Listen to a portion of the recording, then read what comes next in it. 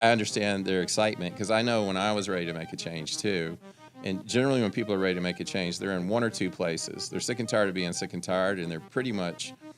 I'm not going to call it bottom, but they're pretty unhappy with themselves, Right. or they're crazy exuberant, going like, "Today is the day I changed my life." In both cases, we just want to go a little bit more to the center, okay? Sure. Because we want them ultimately to be successful, not just for 2 weeks, but for the rest of their life. So, Mike, I know you and I have talked about VO2 max a couple of times. It's gotten really popular recently, but for anyone that doesn't know, maybe just in your own words, what is a VO2 max test? Yeah, we'll talk about that. In fact, I think we did two on you. The first one, it was when I was first starting. Yeah, I remember that. Yeah, we were kind of both figuring out like, okay, this is great, but yeah, we and the test, the way that it's used is changed quite a bit. Like just here, like in the past couple of years, or like since it was invented, is what you mean? A little of both. Okay. Yeah. The technology behind it of actually capturing a VO2, by definition, what we're looking for in its purest form is we're measuring the amount of oxygen that you're consuming, using during exercise, okay, which doesn't sound like much, but if you think about it, you only run off three things: water, oxygen, and food. Okay, and we do oxidize our food. Okay, we burn it, so we oxidize it. So we use the VO2 max test for a variety of things, and why it's becoming so popular. In the beginning, when we started, it was athletes have used VO2 maxes, particularly endurance athletes, for over 10, 15, 20 years, 30 years, because it's a key driver, and there's a very direct correlation to the higher the VO2, the better the performance is going to be, especially someone who is their primary sport is cardiovascular exercise and endurance sports. Think of like your triathletes, your marathoners, and your cyclists. So they're very familiar with it, and that's where we kind of started, and we did those, I guess you would say, our traditional clientele, and then we also started using it for our weight loss clients, because we offer the way we do our testing. All of our primary business, as you well know, is nutrition. Okay, so our nutrition is based on science and getting body metrics rather than estimation of like height, weight, age, and gender. So we're doing very customized, very personalized nutrition. So the DEXA machine is giving us your body's composition, which we use mostly to construct the macros, okay, because macros is the composition and quality of the food, which has a direct influence on the composition of your body. So indirectly, if we measure the composition of your body, we know how to feed it, okay? The calories we do with two metabolic tests. One is the RMR, and that's how we determine what your metabolism's doing, and it's how we set your baseline calories. It's our starting point. The VO2 max is going to tell us your exercise calories. It's going to tell us what your body's using for fuel when you exercise, how much is coming from your body fat, and how to optimize that, and how much is coming from stored glycogen, okay, which is how you burn carbohydrates. Your body uses both of those two sources whenever you're doing work, whether you're just doing steps and you're walking around at the job, or you're doing very intense exercise in a gym or outside pursuing a sport. So we all know that we can only do a certain amount of work with a certain amount of energy, okay? So the VO2, and we know that we're going to have to push up calories, right? We're going to have to increase calories if we want to do more work. That VO2 tells us precisely exactly how many calories we need to push up. And then even more recently, in the last couple of years, longevity, okay? So it's a key marker for longevity. This history goes back to, in 2011, the American Heart Association produced a statement. A statement from a government agency is basically means, they don't do them very often. It basically means we accept this as fact. And in 2011, they issued a statement that said if we only had one metric for all-cause mortality, it would be your VO2 max score. No one listened, and no one knew about it because, it's a government agency write-up. Okay, I knew about it because I was in the industry. But Peter Attia, who wrote the book Outlive, reiterated it, and I think the book's been out now about 20 months, so just not quite 2 years. And literally, we had people coming in with copies under their arm saying, I need a VO2 immediately, because he basically said, this is a key driver for how long you live, is a direct correlation to your VO2 max score. Okay, Yeah. so then that kind of was a huge driver. So the answer to the question is the benefits from it. When I'm talking to my clients, we get as much data and insight into a person's health, and more importantly, how to optimize that health, as we do our other tests, even the DEXA machine. Okay, so you can think of it as like the DEXA is kind of telling us what is, and it's how we measure the end result, and again, how we construct the macro portion of a calorie macro plan. And the VO2 is basically telling us how effectively that all of these things are working. So one is kind of like giving you your anatomy, and the other one's giving you your physiology, was how well your body's doing in working with these things. So it gives us another place that we can not only create and optimize a plan, but we can actually measure it. So is there an actual score? You said there's a score. There's a scoring system. So it's grouped in classes from very low to fair, to good, to excellent, to superior. And as you go up the scale, there's a numerical score too. So we have like 0 to 100, like 100 being perfect? Yeah. So the highest recorded VO2s are going to be some of your top endurance athletes in the world. Their scores are going to be in the 60s, and in some cases even the 70s, and there's a few recorded in the 80s or 90s. But for the most part, it is, a lot of it is determined by age. Okay. So the scoring is also grouped basically in different stages of your life. So it is age adjusted for every 8 to 10 years. So it takes these different aspects of the test, and there's like a little algorithm that gives you an output. Yeah. So basically. What it's doing, it's normalizing the data to what would be good against your peers in two ways: against the general population, and what we would consider a more fit ideal. Because again, a lot of times a client, they'll have, it also ties to their personal goal. They'll have a pretty good VO2, which compared to the general public is excellent, but as an athlete, not so high, you know. So, but yeah, the scoring basically works. Let's see, how old are you now, Phil? I'm 33. Okay, 33. So a good score for you is going to be in the upper 40s. That's going to put you in the excellent category.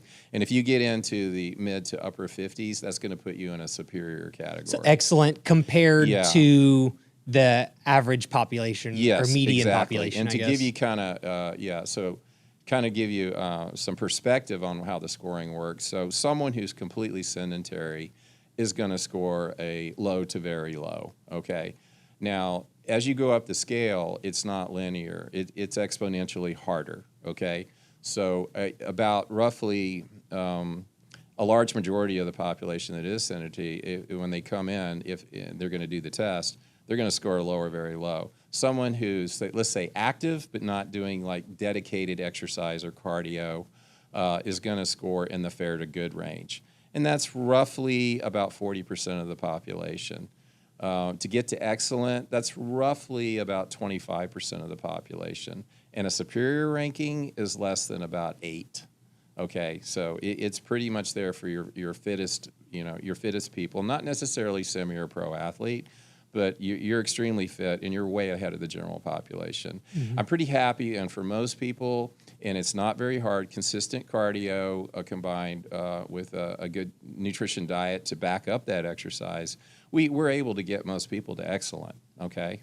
And there's health benefits from going excellent to superior, but there is a point of diminishing return. Sure. Now, if you do enjoy sports and you are into endurance sports, or you're trying to push the limits, like even in your weight training, okay, and you want to optimize your VO2, then superior is going to have a benefit for you. And in fact, let me explain that point. Okay, so one of the things too, a lot of times, most of us have a preference. We know that generally, like in physical training, like exercise, generally the people that do best, we always have to find something we like and enjoy doing, correct? Super important. Yeah. So, but and we find that but within those, we generally, the best combination is where we find something in what I call both of the buckets, the cardio bucket and the strength training bucket. And my definition of strength training is a little broader. A lot of my clients, well, that means I got to go to a gym and lift weights. Maybe, maybe not. My definition of strength training comes from the sports science, sports physiology books. Basically, by definition, strength training is anything where you're stimulating your skeletal muscle more than just carrying around your day-to-day body weight, okay? And then we want to have something in the cardio bucket as too, because we find that when we do those things together, they feed each other, and they're very synergistic. It's kind of an equation where I'm kidding, of course, but I tell people the math is 1 and 1 equals 3 when we have this kind of synergy. It's synergy. Yes, yeah. it is. Because they absolutely feed. If you don't do any cardio and you just strength train, before you're getting even close to what you physically could lift, you're out of breath. Right. Okay, so that's not a good thing. Likewise, if you're just doing cardio and you're trying to get stronger, okay, but we're never doing anything more except carrying our body weight, even though we carry that body weight really fast if we're like a runner, we're not probably going to put on any mass unless we increase those calories and we stimulate that skeletal muscle. So again, most people find that they generally tend to do something in the cardio bucket and something in the strength training bucket. Yeah. You mentioned earlier Peter Attia, and I could be wrong about this, but I'm pretty sure he just takes it, cuts it in half. You pick how much time you have to exercise. Right. Let's say it's 4 hours a week. Try to make this math easy. Yeah. 2 hours you go to strength. 2 hours go to cardio. Yeah. The strength is maybe like half upper body, half lower body, and then in the cardio bucket you have half maximum effort and half what we call like the zone 2 situation. Yeah. And he says that also, and I'm interested in your opinion on this. He said to think of your cardio bucket as a pyramid where the zone 2 training is like the base and the VO2 max being the peak. So you need both. What are your thoughts on that? I would absolutely agree with that. Yeah. So for instance, I'll have people that come in, they want to start a cardio program, may or may not be doing strength training. And generally when someone's not exercising at all, I generally recommend zone 1 cardio before strength training. I'm telling them, look, before you go hit the gym, okay, before you sign up for anything, okay, let's just start walking. Movement. Yeah, movement. Yeah. Right. Because you've been sitting on the couch a while, because we're trying to set them up for success. Okay. And oftentimes, a lot of us, we have willpower for a moment and we're trying to build a habit. But if we jump into something and we go too far, too fast, too soon, generally it doesn't work out well for us. And just being human, most of us don't continue to do things that are unpleasant that we're not getting results from or we're getting injured from. So what we tell people is, yes, we need to build a foundation first. Before we get into, maximizing your VO2 and before you, setting records and whatever you choose to do, let's put down a good foundation. Very similar to, the oldest analogy of all. It's like building a house. We don't start picking out, the colors of the house or the curtains or the furniture until we've got the foundation down. And that's exactly what we're doing. And that foundation is movement. Yeah. Okay, once we get movement, okay, then good. You got some blood flowing through you. Your joints are getting stretched out. We're getting mobility and flexibility back. Then it's time to start looking at we want to build this into a habit. So we're going to put some structure around it. So that's when we want to start doing, and we're going to go ahead and we're going to find out, okay, what kind of strength training am I interested in? Well, probably if we're new, we're going to find very similar to a gym like this, where we're focused on strength, we're focused on balance, and we're focused on mobility and flexibility. Yep. We can take it as far as we want to go. I'm sure if someone comes in here and says, "Phil, I want to get jacked," you're going to say, "Hell yeah, I can get you there." But first, we're gonna get you to where we can get through a 15-minute session. The fundamentals, the foundation has to be built first. Because you're doing the same thing that's similar to the way we approach our clients, is that we want them to be successful over time and to be able to do it for themselves. Yeah. And speaking of the different people that could use this test, you mentioned that it started with endurance athletes, right? But then over the past few years, especially since Peter Attia's book, kind of more regular people want to use this test. Do you find that it's beneficial for all the different types of people? I do. And how can people at different levels use the data and use the numbers and to benefit themselves in their journey? The easiest way I could answer that is, let me walk you through when someone comes in, is like, when they first see the VO2, it's just like any other thing when we do something new in life. We hear about it from a friend, or we may hear about it and read about it on social media. It may be marketing, we catch a commercial, or a buddy just says, hey, I just went and did this, and it sounds intriguing to us for whatever reason. So then we kind of find out a little more about it, and then eventually we go and we make a phone call, or we send a text or an email and says, hey, I've been on your website, I took a look at this, what's going to happen? And then and we'll explain the benefits of it, and we'll talk about it. And when you come in, this is pretty much how it works and what you're going to get. Okay, so the way we explain it is the actual test itself is only going to be from 5 to 12 minutes, depending on what kind of shape you're in and how fast you warm up. And in the first minute, we get someone into a walk, okay? And in the second minute, we get them into a light jog. And what we're doing is we're waiting for them to warm up. And we've got a lot of metrics because we're monitoring them while they're exercising. And in the beginning, their gas exchange, or their oxygen and CO2, is at a certain level, okay? And what happens when you first start exercising is your lungs expand. You get mechanical expansion from the increased volume of your breath, and you get bronchodilation. So your lungs are opening up, right?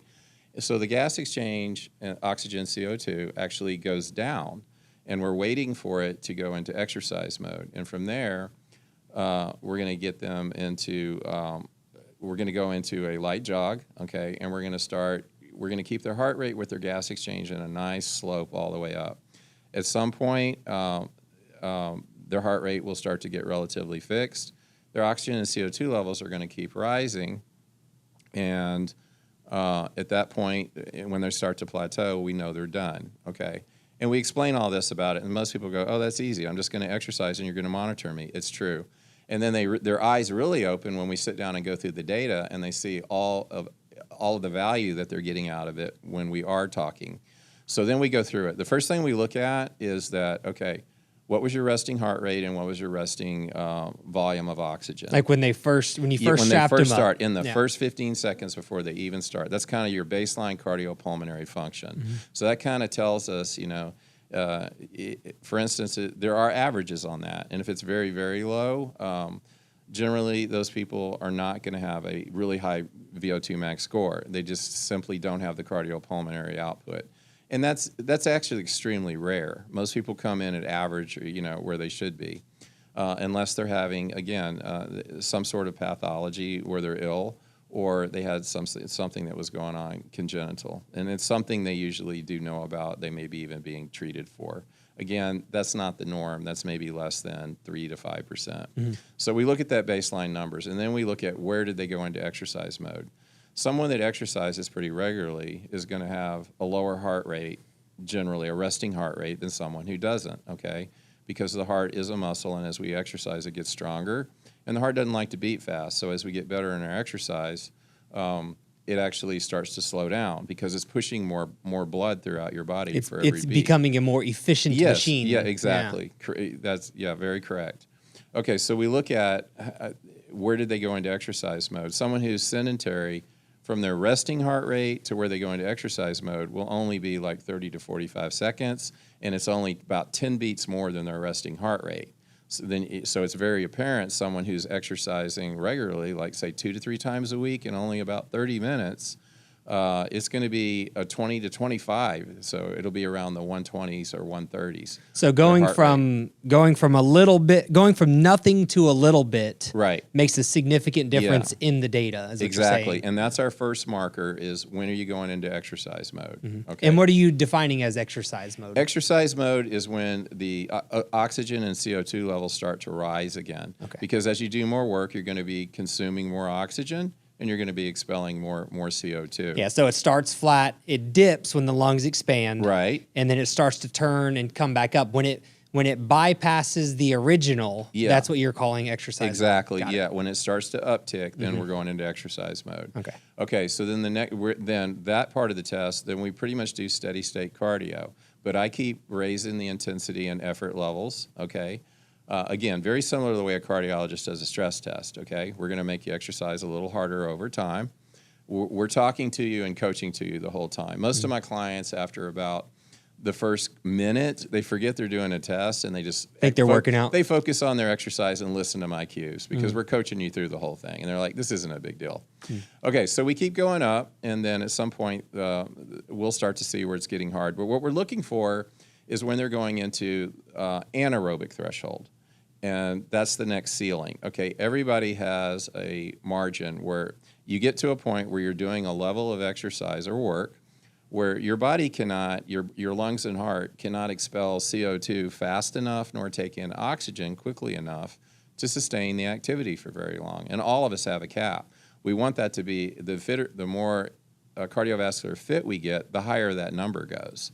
Okay, so we're looking to see where that number is. And then what we're also looking for is how much oxygen when they hit AT and how far are they able to go after they hit the anaerobic threshold.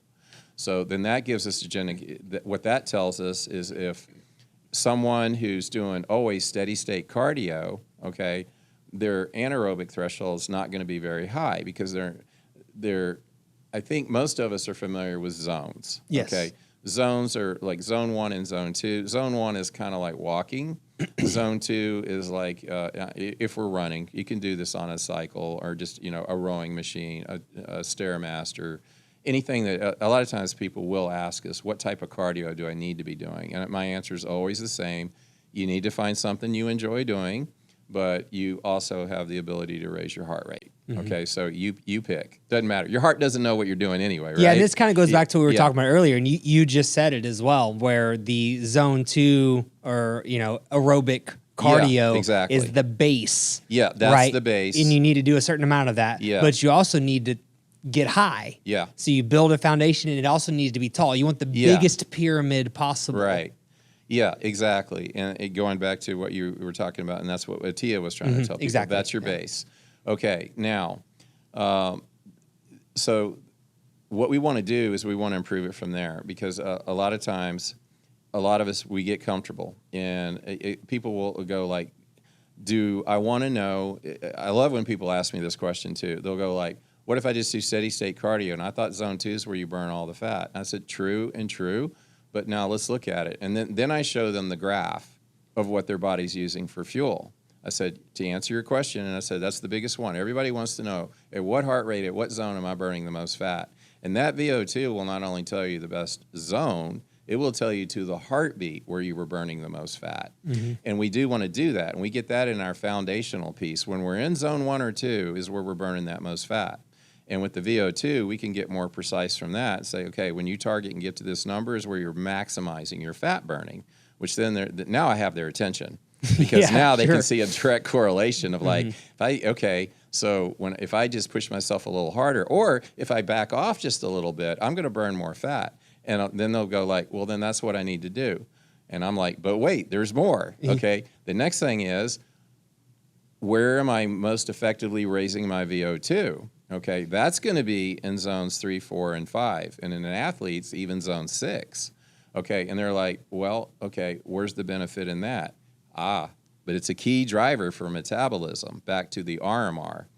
RMR, again, by definition, is the amount of calories that we need to perform all our body functions. RMR is the resting metabolic rate. Yeah, it's what it's often associated with, and even sometimes directly used synonymously with what is my metabolism doing. Right.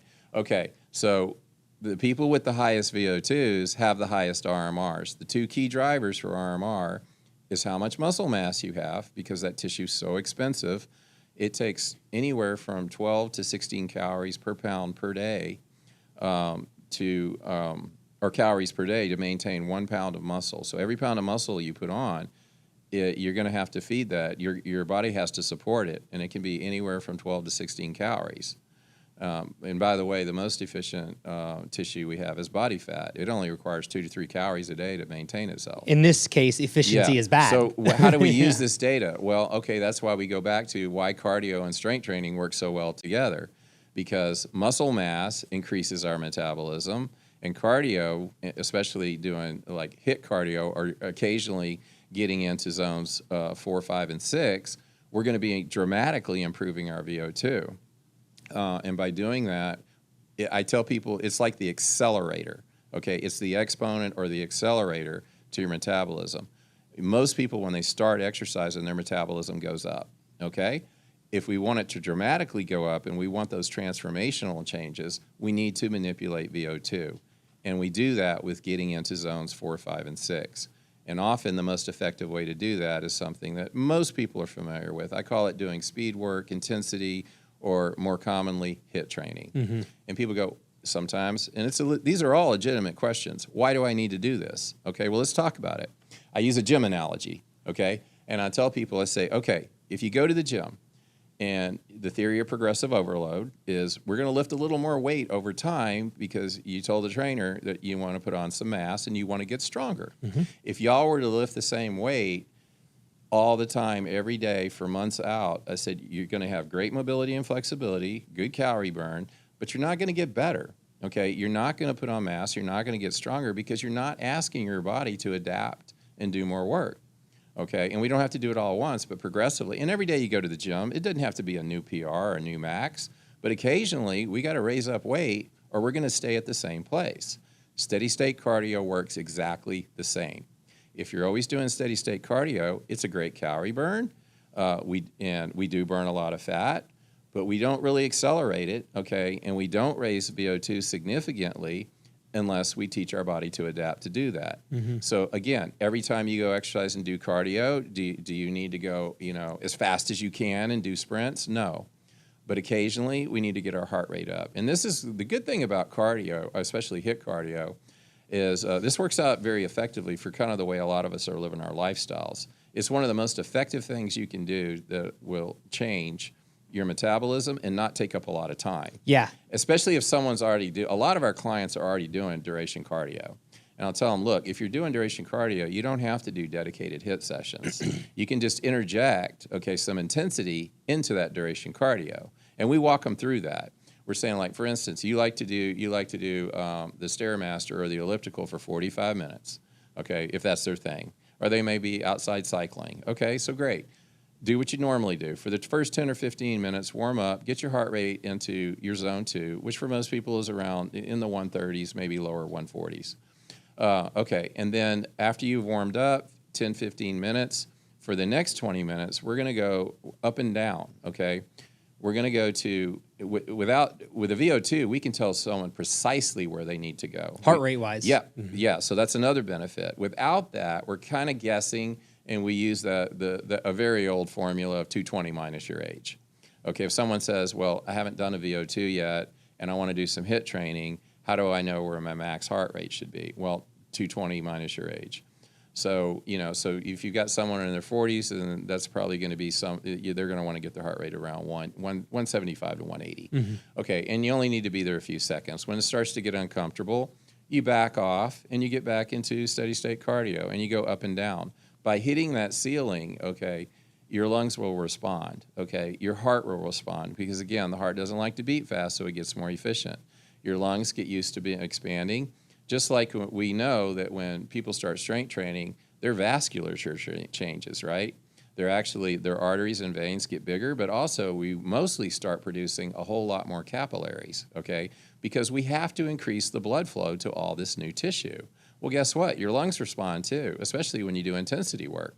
It starts producing, I think a lot of us learned in COVID what bronchi and alveoli are, okay? So true. So the bronchi are the little bitty fingers of the branches of the lungs. And at the end are the alveoli, which are the gas sacs, and that's where your CO2 and oxygen exchange occur. Well, those start to propagate. Your lungs start building more of those, okay? And they also become more efficient at that gas exchange. So everything we do really gets easier, and we get more efficient. And here's what, a lot of times, too, when I have people that are really, especially men, that are focused on strength training and really don't see a lot of benefit in cardio, this is one of the things I tell them. I go, think about this. When you're in the gym and you're doing that, and you can't do that last rep, it's for one of two reasons: muscle fatigue and failure, okay? You're basically running out of glycogen, your lactic acid thresholds are rising, and you're starting to get tapped out, like I said, or you're gassing out, okay, and you're getting out of breath, okay? And for most of us, it's a combination Sure. of both. Yeah. However, if you improve your VO2, you're going to have more available oxygen in your bloodstream, which means you're going to get another contraction or two. So it's going to help you with your strength training too. And then they're like, okay. Help you get that extra rep or two. Which is why a lot of training coaches, especially when someone gets fit and they're trying to, so-called get really lean or shred, that's often a favorite effective tool is doing HIIT cardio, okay? Because it's going to give you that last metabolic accelerator that's really going to, without reducing calories, which we don't want to do, to get people where they want to go. Yeah, and the VO2 tells us exactly where to go. And yes. If we get back to the test, you were talking about how it starts to, that gas exchange starts to work its way back up, right? So the lungs expand, goes down, then it starts to go back up. How do you know when you're in zone 3, zone 4, zone 5? Because you're talking about how, we have this data now. We tell you where to get to. Like, how does the VO2 max determine, or how do you, as the reader of the data, determine that? The first thing it does is it's looking for those 3 markers. Okay, what baseline VO2 is, when you went into aerobic threshold exercise mode, and when you went into AT, and how long you exercised after you were in anaerobic threshold. So all of those are used in an algorithm, okay? So then the zones are, they're not just linear, okay? They're set up by those metrics, and it also is looking at what your body's using for fuel. Okay, in the beginning, in the beginning, we are able to get energy stored from our body fat in real time, okay? The fat breaks down, it forms ketones that basically, ketones can be metabolized into a form of glycogen, okay? And as we increase the exercise and we're getting close, and especially over the anaerobic threshold, it's not fast enough, and our body converts to just burning the glycogen that's stored in our liver and muscles. Okay, so it takes that into account too, of where those zones are. So then it makes them nice and neat and puts them into those zones so you don't have to think about it.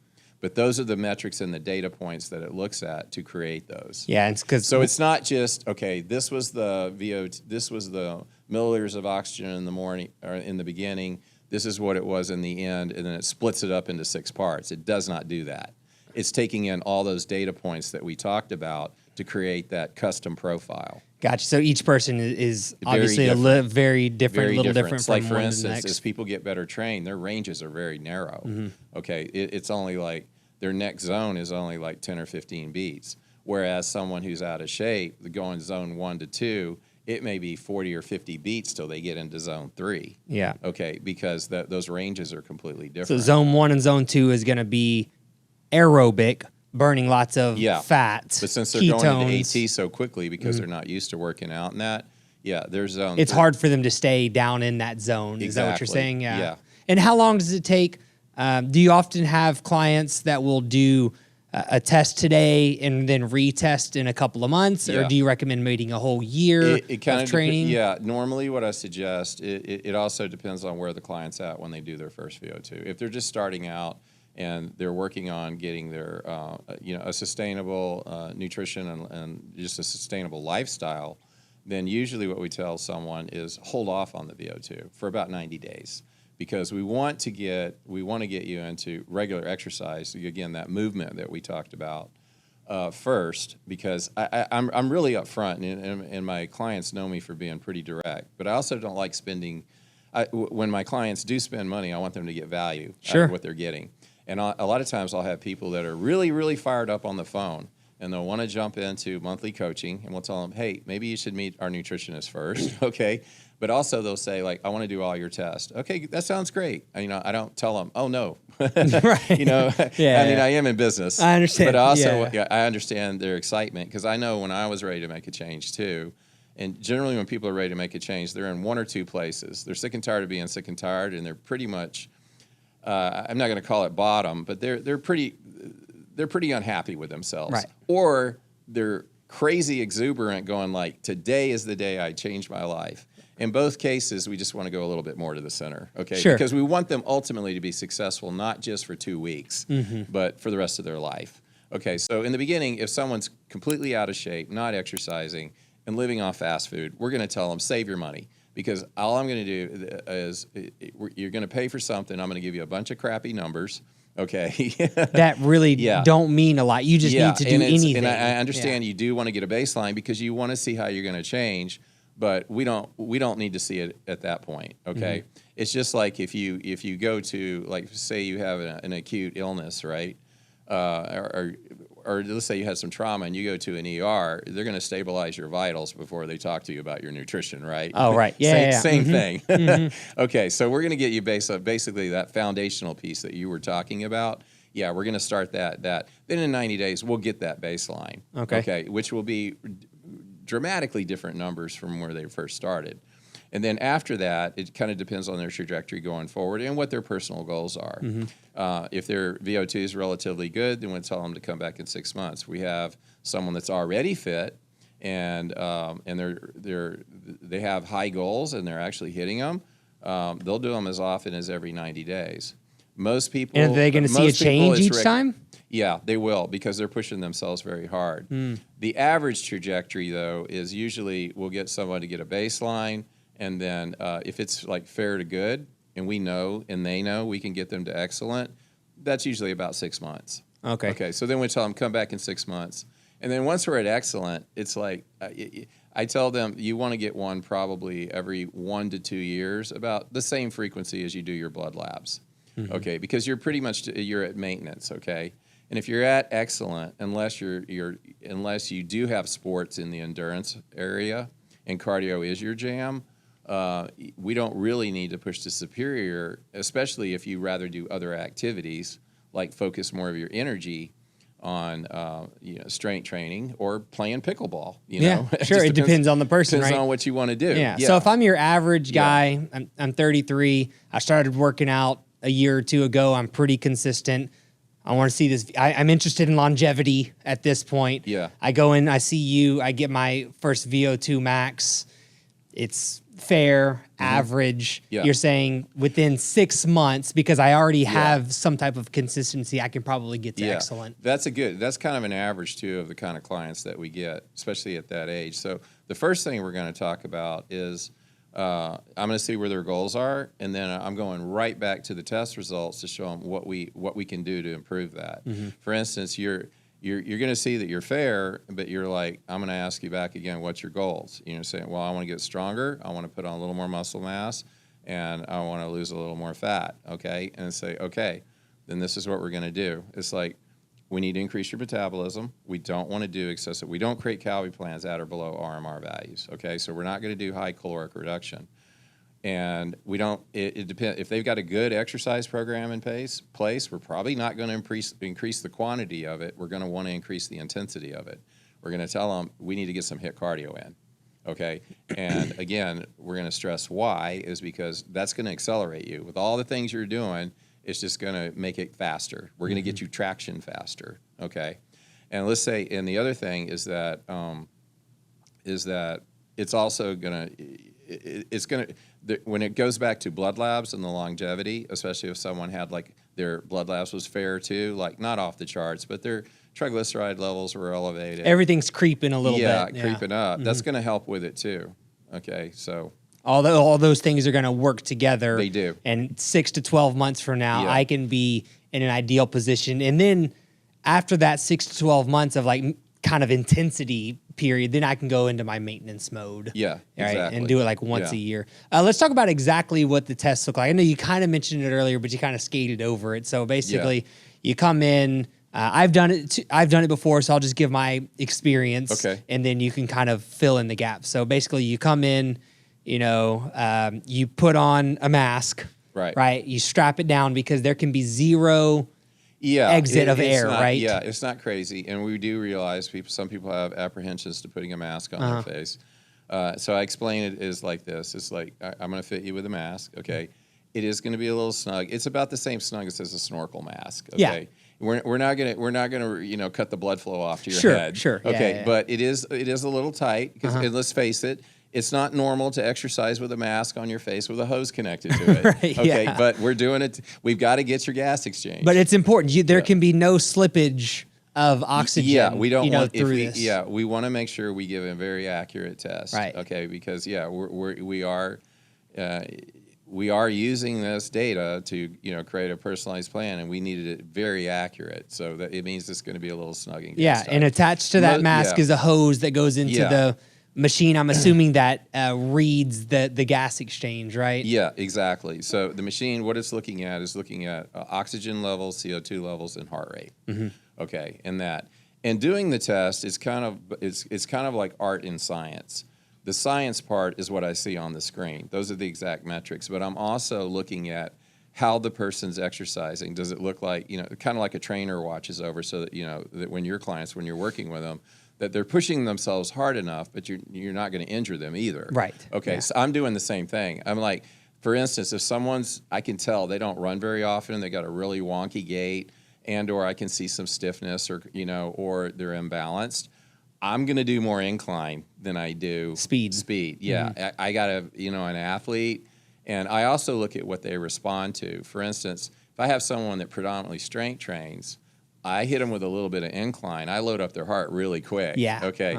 I'm sorry, I had it backwards. If I have someone that strength trains, the incline really doesn't affect them. Oh, okay. I see. I hit them with a little bit of speed, okay, because they don't really do a lot of cardio. It takes their heart rate up incline. They're really strong quick. enough for the incline, but likewise, the my runners, some of them, it's like we've got a pro-grade treadmill, okay, and it goes up to 15, which is really fast.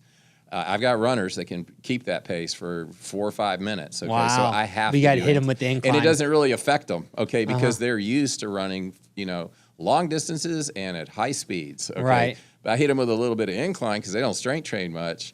That number, their heart rate goes up. Yeah, okay? and so you're increasing that. So in the beginning, and I'd like to, in a couple of minutes after we get through this, we can talk about. There's also the possibility of a bike situation. You prefer the treadmill, and I'd like to talk about that. But before we get to that, just to kind of finish, you start slow on the treadmill. You're just walking, and I'm listening to their breathing. That's the other thing. I'm making sure someone isn't in distress, that they are breathing, and that I'm hearing. There's a cadence to breath. Okay. And, we forgot about the heart rate. You got to put a heart rate monitor on in the beginning. We put a heart rate. Sorry. What you're gonna have a mask on your face. Yeah. You're gonna be connected by a hose that goes to the machine, and it's collecting both your oxygen and your CO2, and you've got a heart rate monitor on. Right. And that's it. And then you get on the treadmill. You start slow. Yeah. And you're coaching them through. Yeah. And you're adding incline and speed. Yeah. This is the art piece that you're talking about. Yeah. Depending on the art person. piece also is how you handle it, and it's like. It's one of the things in the beginning. I probably scared a few people because I have kind of I am direct, but I also have kind of a lot of my experiences on the technical side. So one of the things I learned is I kind of had to put myself in them shoes. It's just like when we go to the doctor, okay? When someone comes in to do VO2 tests, whether they're an athlete or they're really out of shape, apprehension levels are about the same. Even to this day, and I used to work in healthcare. I worked in an ER for 10 years. My blood pressure still goes up when I go to see the doctor. Sure. Yeah. A lot of people do. I just don't want to be there. I don't want to, and it's like, it's a medical setting, and I'm like, what are they going to do? And even though I already know, there's some apprehension. One of the things I found is I communicate everything I'm going to do before I do it. Most of what we fear is the unknown. That's right. Okay, so if I communicate that, it's like, okay, and it's like, I find pretty soon, you can actually see it while I'm talking to them. I'm watching their heart rate.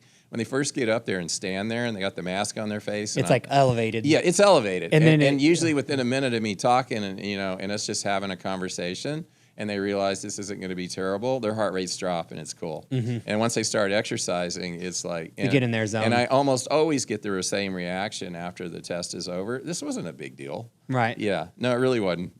So you start working them up, right? And you mentioned earlier the test is only like maybe 7 to 12 minutes. Anywhere from 5 to 12. Okay. Yeah. Depending on the shape someone's in and how fast they warm up. Those are the two things that decide. Some people that are really good, and very fit, they take a long time to warm up, especially us guys like myself that are getting older. Okay. Sure. Yeah. Likewise. I've got people that warm up very quickly, but they're not in that great a shape either. So between the two, and then the last thing I'm doing is about 2 to 3 minutes in the test, I get behind someone, I look at their gait.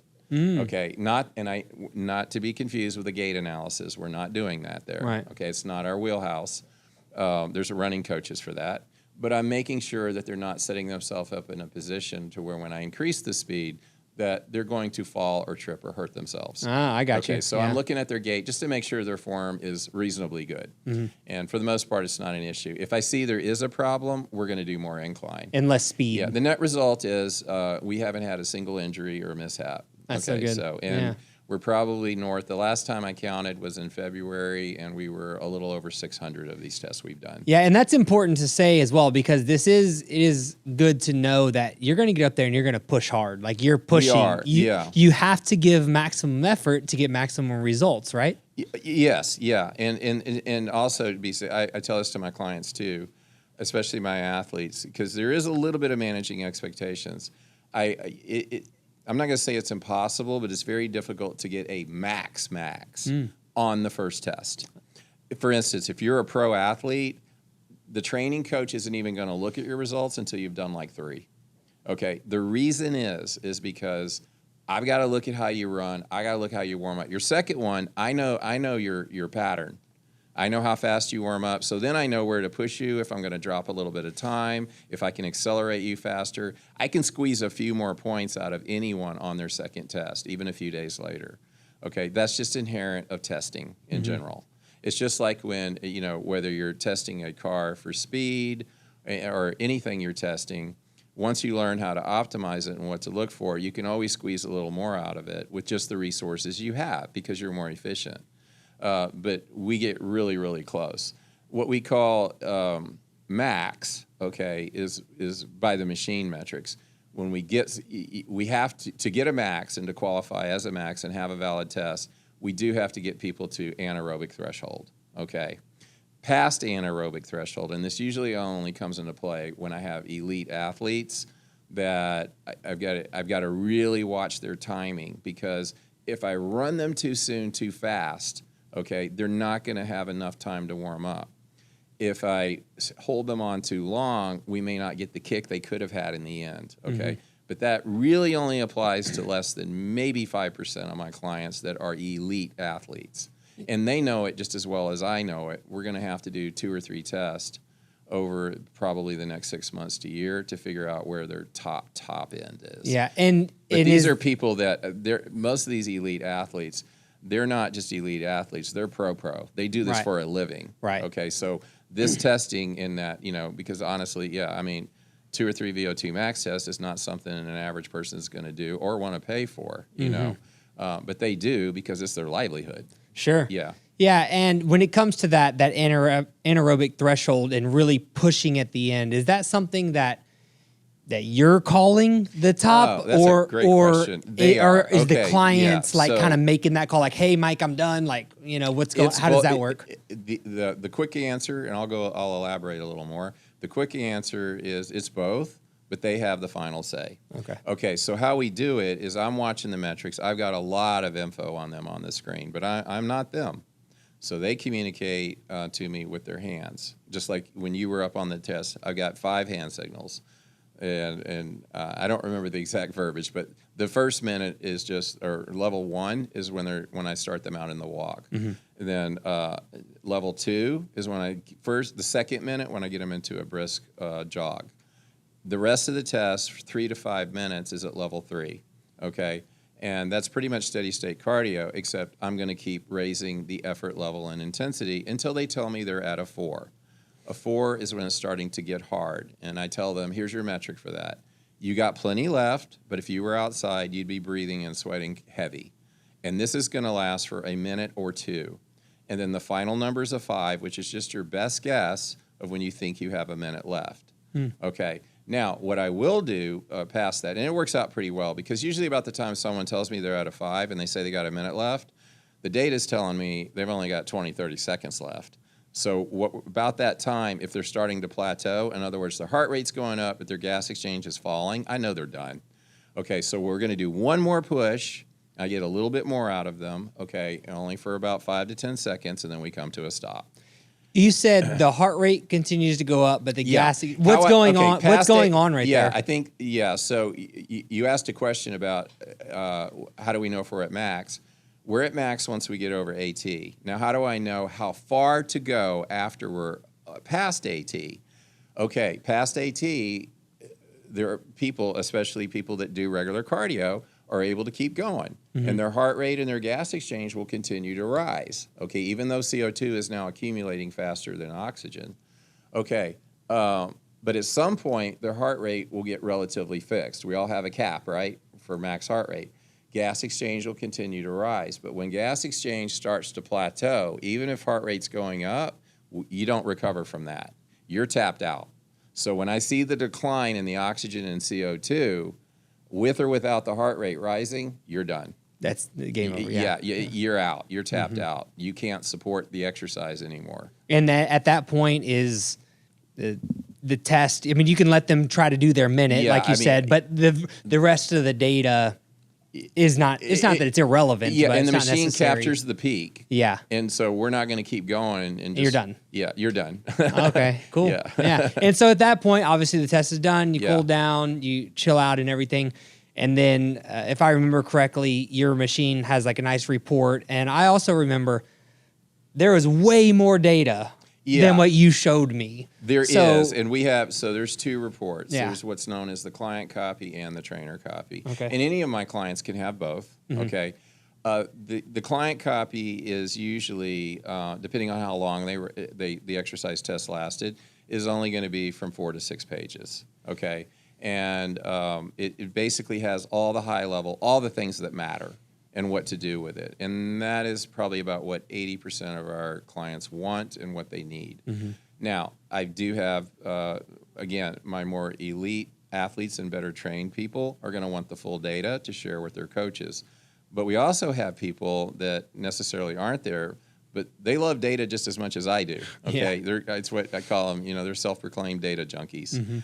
I give them the full report. Anybody that asks for them, they'll have it. I just don't give it to most people if they don't ask. It can be overwhelming for someone. It is overwhelming, Yeah. and they'll start going down rabbit holes. Okay, so if they want to see it, it's fine. And if they don't, and we even have it. I'll have people call after the fact, 6 months later. It's like, hey, was there any more data on my test? And yeah, I can provide that for you. Okay, and then that I guess rarely happens. Yeah, the most important thing here is now what do I do with that Right. data? Right. You talked earlier about the different zones, and now the VO2 shows us what those zones are. What do I do now though? Like, what is the data telling me? How do I construct a plan off the back of the data? Let's do some I'll give you like 3 examples or case studies. Let's say I've got somebody that starts out really well, got a decent VO2 score, like you said, coming in at good, just under excellent. Okay, it's pretty apparent to me this guy does a lot of cardio, or a woman does a lot of cardio, never gets into zone 4 or 5. That's the conversation we're going to focus on. Why the benefit of occasionally we want to get that heart rate up. Because the data is going to tell. The data you tells look us, at the data, you know what that person's been Yeah. doing, basically, right? Yeah, I know what they're doing. Yeah. So then we go back to what is the primary goal of how we want to use the data? That person's goal. So we revisit their goal, and I usually just because they've already told me, okay, from when we were doing the DEXA, and we've had a lot of conversations since then. And if their goal is like to put on muscle and burn fat, okay, then I'm going to show them the parts that they need to change in their cardio programming to get where they want to go, okay? For instance, if someone says, it's like, or they, this happens just as frequently where people are not doing intensity work. I get people that are trying to push the limits, and they already want a higher VO2, and they're not getting there. And I look at it. Remember what we talked about? The test shows us what you're using for fuel. Okay, and I see them convert to glycogen, and then the glycogen should keep going up, right? Because their body's needing more and more of it. It's like a car. When you go faster, it gets worse gas mileage, right? It needs more fuel. Yeah. Okay, and it should be linear, and it should look like a staircase. And I see it start to plateau. I know they're not eating enough. Okay, to support that activity. I think that happened to me. It did happen during my a test. little I remember bit. Yeah, that. you weren't real under. You were just. It was at the very end. It's because that was the second time I did it, and that was because in my entire, call it my fitness career, I've always been more strength training. I was always more worried about like aesthetics, like keeping my calories under control, calorie deficits. That's just always been my jam. Right. But I came to get a VO2 at the beginning of my newfound endurance career, which is a little over a year ago when I started preparing for the marathon. And I was scared of eating enough And I remember talking to you, and I was telling you that Johnny had told me, Johnny and Sean over Powerhouse were telling me that I needed to start fueling during my runs more. And I was kind of opposed to it. Right. Because I'm a calorie deficit guy. I'm like, no, I need to keep my body fat low and stuff like that.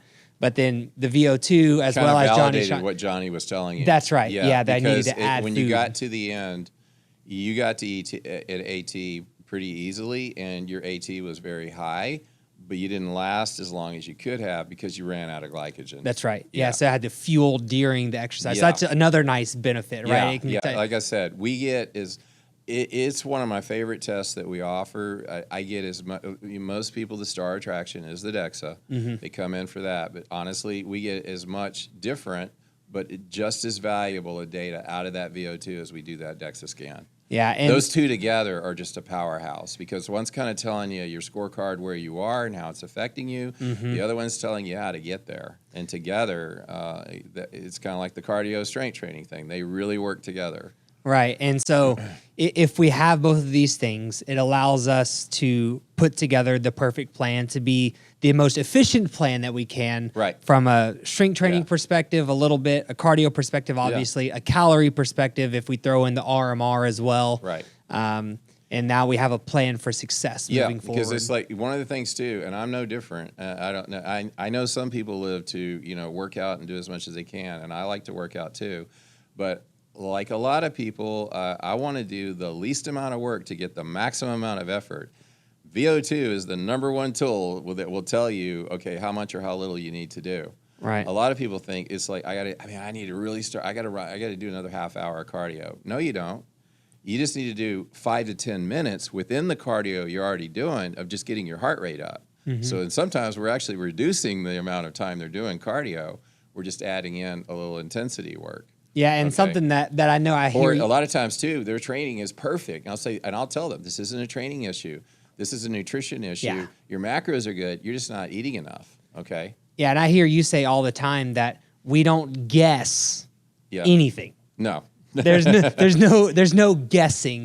So you want maybe the way we can wrap this up is just kind of talk about that, how your belief is that there should be no guessing. We're using these variety of tests to make an exact plan of this is what will work. We can't. Yeah. As you know, data is not going to explain everything. Okay. There are certain things that we have to do, intuitively or by feel. Yeah. Okay. For instance, I'll give you an example of that. We create really accurate calorie and macro plans based off that data. And I'll go into more depth how we do that. But one of the things that's still done by feel, there's a lot of variance in how people use a carbohydrate, okay? Some people, regardless of how they tolerate carbohydrates, the amount of energy that they're able to convert is different, and we can see that on a VO2. But there's a certain margin of, it's not necessarily error, it's just a margin of variance. So carbohydrates are something, when I'm fine-tuning someone, is I'll tell them, kind of listen to your body. It's like I give them a range for where they should be. And then it's like, try just doing a little bit of a cut, and you're going to want to get to the point where you just start to feel it, and then you're going too low. You want to go back to your previous number, because the trick is with the... Talking total calories or total carbs? Total carbs, yeah. On the carbohydrates is you want to have enough carbohydrate to build and do the work, but not enough where we're also storing as fat. Okay, so that number's done by feel. But for most part, the main blueprint is done with data. So our model for nutrition, that part of it, although I think we do execute it better than most, and we do it very affordably, I did not create it. The model that we follow for nutrition is almost identical to the way pro and college athletes get their personalized nutrition. We're doing the same test. We follow the same text and the same research. And what that is we use the DEXA machine for basically composition analysis, okay, because that lets us structure the macros. We use the two metabolic tests, the VO2 and the RMR, to determine calories. The RMR is how we're going to set baseline calories, and that is the calories that you use at rest, which is no small thing, because everyone eats during the day, and the calories they consume, 40 to 50% of all the calories you consume, is just to fulfill your RMR. Okay, it's just to keep you alive and all your body functions. No matter how much you exercise, you are always going to be the most expensive thing in your day. The exercise bucket can get as large or almost as large or as large as the RMR bucket, but the RMR bucket will always be dominant, okay? So we need to figure out what those calories are. And then there's the exercise calories, and we get that from the VO2. And then on we also are partnered with a functional medicine team. On our very elite athletes and pro athletes, we're going to draw blood labs too, okay? Because what we look at, if we're doing metabolic tests and we're doing composition tests and blood labs, those 3 data sets pretty much give you everything there is for human performance. The rest is kind of noise. Yeah, so that's how we structure our nutrition. So don't let the noise get in the way of and that's what I like. Matters. The one things that we do very consistently, I think, that set us apart from everyone else is 2 things. As much as information as we're going to give you, we're also equally going to tell you all the things you don't need to worry about. Yeah. Okay, that just don't matter. That's the huge advantage. Yeah. And I'm not pitching right now, but like the huge advantage of having a coach or someone in your corner in your background helping you is we're not guessing. We're going to do this thing. And we're not going to try different things. Yeah. We're going to try and do this one thing because we know it's going to work. Right. For this amount of time. Work? Okay, that's why I tell my clients too, because they'll even ask that question, how do I know this is going to work? Well, I could go into the history, of our reputation and how many clients we've helped. Sure, yeah. But what I tell them is, look, it's just this simple. I said, look, you're going to take this data from today. I know you're going to take the input from myself and maybe the nutritionist that you're talking to with us as well. And you're going to make changes to your diet. And when you come back, whether you followed our advice, your trainer did your nutrition, or you just grab some random crap off the internet, okay, when you come back, these tests are going to answer one question, is it working? But more importantly, it's going to tell us what we need to change to make it work. Right. Okay. If we can follow the data, okay, and we can follow directions, we can't help but get where we're going to go.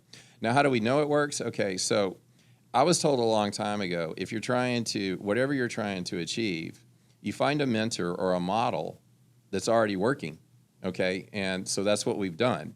We kind of borrowed this from pro, collegiate, and Olympic sports, okay? Why do I follow them? Because, well, especially professional athletes, okay, think about it. Pro sports teams have unlimited budgets. Yeah. They will spend any amount of money to win. And they keep data on all these players because they want to know what works and doesn't work. These are the tests that they use.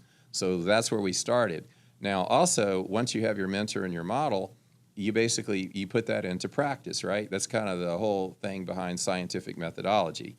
You create something, you form a hypothesis, you test it, it shows that it works. But you also put it up for peer review, and under peer review, other people, other scientists, other people that are studying this should be able to duplicate and get the same results. If they do, we find this eventually to become fact. Yeah. Okay, and that's exactly what the data shows, not only in the science textbooks, but in February, that's when we passed our 10,000th client. Okay, it works in them too. So the odds are, can I guarantee it's going to work for you? No, but I can guarantee that you have your highest success rate by doing the same things that they did, okay, and that we did, okay, and you're probably going to get to the same place we did. It's kind of like a map, GPS isn't perfect, right? But generally it is. If you follow what's on the map, you're probably going to get to where it's taking you. That's right. And there could be some hiccups. Sure, but you're going to get there. And there probably will be. And it's better than having nothing. Yeah, nutrition is hard. Exercise is hard. There are going to be hiccups. But I always remember, and you taught me this, that data doesn't lie. Yeah. It is what it is. Yeah. This is what's going on. You can argue with it as much as you want, right, or come up with your own nuance. Yeah. But data, it is what it is, and it will help you get to where you want to go. Yeah. And there may be, and also too, a lot of people, and I will always speak to what the data answers. I'm very careful. That's kind of like, as you know, Phil, my background professionally was in data analysis. So I'm very careful not to also either extrapolate or fabricate the data in a way that I'm going to tell you what it can't do too, okay? Like, I can't tell you what you're going to look like in the mirror 6 months from now. I'm sorry, but I can't. So we don't go there. But I think you're going to like that look. But anyway, one of the other things that I think that we do very well is when we have all this data is that we do personalize it. We make it actionable. Right. And everything we do, from our testing, whether you come in for testing or you're doing nutrition services with us, we're having a formal conversation or just a casual session, because we become very close and formed a lot of partnerships and friendships with a lot of our clients. In every engagement we have, we're going to teach you what we know as fast as possible, because one of the ways that we built this company is that it doesn't work unless you learn to do it for yourself. It's not going to be sustainable. We don't tether our clients. We're not going to have it set up a model where you got to continuously keep seeing us and we never cut those apron strings. We literally have fired people from our nutrition courses, okay, our nutrition monthly plans, because it's basically saying, look, we're now just talking and you don't need to pay us for friendship. Okay? Yeah, we're just friends at this you point. know, sure. you've got a plan. It's working. Yeah. Yeah, and it's like you can come back in and let's keep up with the testing, okay, to make sure you're staying at your goal. But I'm very happy about that part of our business. Yeah, it's something to be proud of for sure. And like I said, I just always wrap back around when I start talking to these things about people, and we send as many of our personal training clients over, and mostly for the not as much for the VO2 to be honest. Yeah, but although for the we're DEXAs starting for to get sure. more of them. And one of the things I've noticed, because this is going on, our partnership now is coming up on 6 years, Something like that. I think you were open 6 months before I was. And what we both notice is that a lot of the clients that you send over are fitter than my general population, and a lot of the clients that do come over from this gym get better results than the ones that don't. Okay, They're on a guided not because plan. not touting saying we're that great, but they're paying attention to what matters. That's right. Rather than just seeing what sticks to a wall. Yes. Okay. Yeah. There's no again. Yeah, they're more. What's no the guessing. word that's very popular right now? They're more intentional. Yeah, I mean that's a good word. I use that word a lot, but so yeah, I'm I mean too I old guess to use that word. Nah, I think it's a good word though. I guess share with everyone how do they get signed up for a test if they want to do VO2, want to do DEXA, RMR, the different things you talked about today. So any of our tests, our website is very informative. It also does not have a lot of fluff.